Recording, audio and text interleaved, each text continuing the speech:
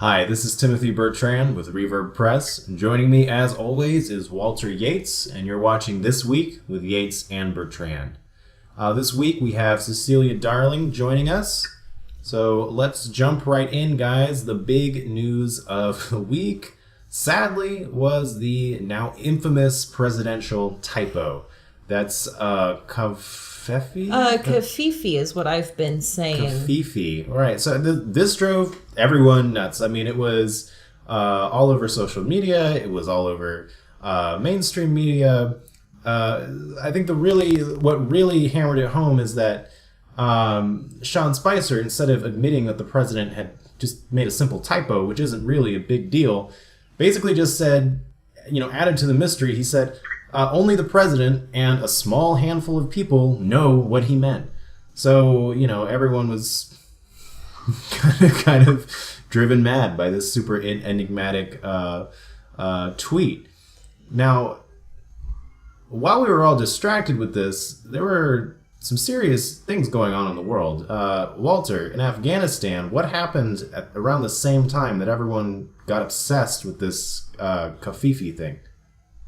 Around Thursday morning in Kabul, Afghanistan, there was an unfortunate suicide bombing which claimed the lives of 90 innocent people and other 461 were injured, and that has not made the rounds in the news as much as a misspelled tweet, and that is extremely unfortunate, especially with our focus on these kind of terrorist attacks. Cecilia, what are your thoughts?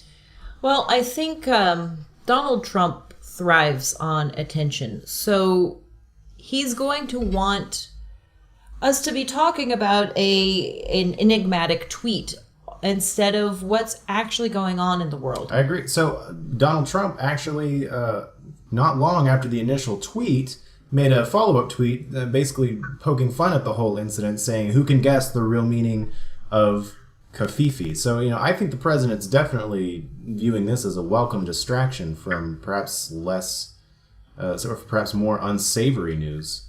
Would you agree, Cecilia? Oh, absolutely. Especially because, we have the climate. The Paris Climate Accord. Actually, let's shift gears into that. It was just announced the long wait is over. We now know how Donald Trump feels about the Paris Climate Accord, or I guess we knew how he felt about it, but we know his decision as to whether the United States will stay or go. And the answer is the United States will go. And this isn't surprising. At least it wasn't surprising to me. The president's rhetoric about the Paris Climate Accord has, always been negative. Walter, what do you foresee the short-term and long-term effects of the U.S. pulling out of the climate accord might be? Well, yeah, this is definitely a president who in the past is on the record saying that climate change is a Chinese hoax. So it's not surprising that he went in this direction. But over the short term, it definitely hurts the United States' international standing. As we're pulling out of agreement we said that we were going to honor, even though it was a past administration, it's still the United States' word. And over the long term, it could have catastrophic effects if other countries, such as China, decide to drop out. That could happen.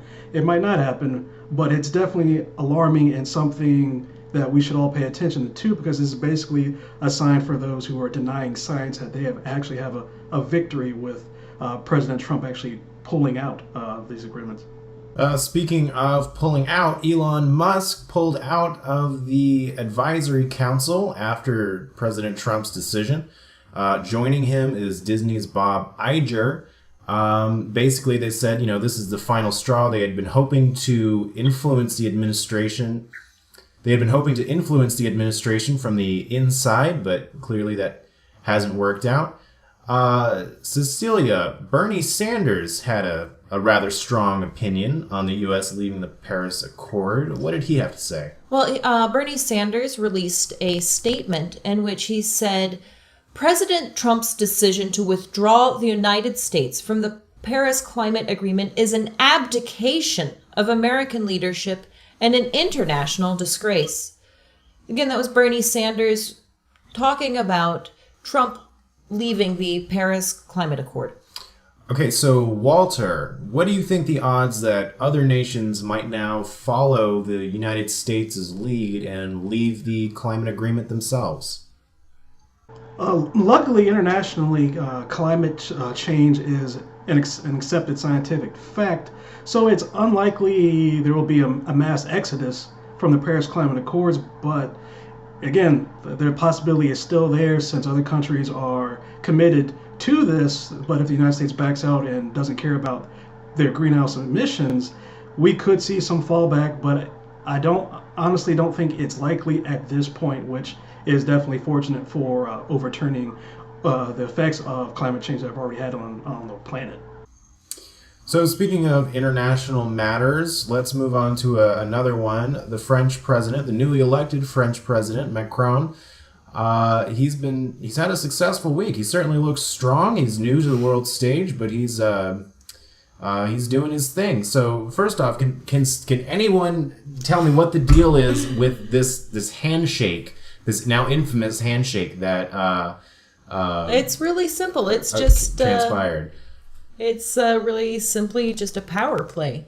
It's a sheer show of strength. It's really one of the oldest tricks in the book. When you go to shake someone's hand, instead of just a pleasant handshake, you give them your whole strength and you squeeze their knuckles and you show them who's boss. And the French president certainly seemed to be trying to show Donald Trump who had the strength in the relationship. So it's not just Trump. Macron also, right in front of Vladimir Putin, went after Russian state-sponsored media. It was certainly a bold move. Walter, can you tell me more about that? Yeah, at the Palace of Versailles, there was a joint press conference between President Vladimir Putin and Emmanuel Macron, and he was asked a question. President Macron was asked a question about why certain Russian outlets could not get media credentials, and he directly mentioned RT and Sputnik, and both are funded and owned by the Russian government. Sputnik is more of an offender than RT, and they were responsible for a lot of false campaign comments during Macron, and they were definitely in favor of Marine Le Pen of the National Front. So he directly said they were organs of just lies and did not call them journalistic outlets, and he would not basically tolerate them having media credentials and not elevate them up to that status. So let's shift gears once again. We're going to move from international matters to domestic ones. Specifically, let's talk about the absolutely horrific terrorist attack in Portland, Oregon. Now, let me just see if I got the date right. On May 26th, a man assaulted two other men on a train in Portland, killing them. There was a third man who was injured. Walter, can you give us the details? Yes, and unfortunately, a 53-year-old veteran was murdered. A 23-year-old individual who had just graduated with an economics degree was also killed, and another 21-year-old is now still in the hospital for severe injuries to his neck after the heinous attack by a known white supremacist in the community. And he was belligerently yelling offensive, racist, xenophobic things towards two Muslim who were dressed in hijab. And it's just one of those domestic terrorist acts that you will not hear some people call terrorism, but it's definitely something that is highly unfortunate. But the Portland community has come together in an organization called the Muslim Education The Muslim Education Trust and Celebrate Mercy. Yeah. Trust and Celebrate Mercy. I don't think it's an education trust. I think it's Muslim Education Trust and Celebrate Mercy. So kind of a mouthful, but what did they do? What the organization has done is they recently, in the past couple of days, opened a fundraiser where they have already raised over $536,000, and the original goal was only $60,000. What the funds are going to go to are the short and long-term needs for the victims' families. and the surgeries needed for one of the victims who survived. So it's definitely I don't want to say it's a great part, but it's the only shining light coming out of a story like this, that the community is coming together to stand up against hate. Yeah, that is really special. It reminds me of that Fred Rogers quote about whenever there's a tragedy, you look for the heroes. And this story has quite a lot of heroes. There's not only the people who stood up to the attacker. Yeah. Stood up to the attacker, stood between these Muslim women, but also that the community came together to support those heroes' families. Now, we won't talk about the identity of the attacker here, but one thing that that we can really discuss about the person, or the takeaway from him, was is that he was a white supremacist. It was at least well known for that in the local community. So let's talk about white supremacy as a wider issue briefly. I think we likely all have a similar opinion here, but Walter, we'll get you first. Is white supremacy still a problem in the United States? It definitely is. I have an interesting perspective being multiracial, growing up in the South. Actually, it was Confederate area, so you can imagine it was some of the things that happen around here. So there's definitely an issue with white nationalism, the kind of white nationalism that Richard Spencer basically perpetuates in an open society, basically saying we do not want equality, which is basically saying we want an area where those with skin pigmentation like mine are treated as superiors. Why? Fragility. You want to blame others for your own faults. Who knows really what goes into that mindset? It's really difficult to wrap your head around why you would just hate someone based off the melanin in their skin. So it's definitely still an issue. It's been an issue since the United States has become independent. So it's not something that has ever really gone away. It's gotten better over time. It's definitely as best as it ever has been in the country. But yeah, it's definitely still a major problem. Cecilia, will get you white supremacy. How serious of a problem is it in the United States? I think white supremacy is a much more serious problem than a lot of people want to admit, especially a lot of white people, because white supremacy and white nationalism, they're very scary terms, and they make a lot of people uncomfortable. They don't want to confront this, right? They don't want to confront it. They don't want to talk about it. But unfortunately, the people who are proponents of these ideas don't have these qualms. They will talk about their beliefs, and they will talk about their misguided prejudices as if they were fact. And that means that unless everybody else stands up and speaks louder than them about why they are wrong and why white supremacy is not the answer, we're always going to have a problem with it. So I think one of the key points here in this discussion is that, racism, white supremacy, this is not something that's ever really gone away in the United States. We may have seen a shift towards it being expressed more openly. So, one of the most obvious milestones people like to point to would be the election of the first African-American president, Barack Obama. Walter, do you think that people became more comfortable expressing racist views after Obama's election, or what? No, not really. I think because I vividly remember the night he was elected in the following months. A lot of legacy media, the mainstream media, were projecting the idea that this shows that America has advanced beyond racism, that we transcended racism in this country, we got over it at this point. And that was just not the case. They built this up for months, and then they were shocked when there were individuals depicting President Obama as a monkey, showing him eating watermelon in unflattering ways, to pictures a lot of violent imagery as well. Of him being hung.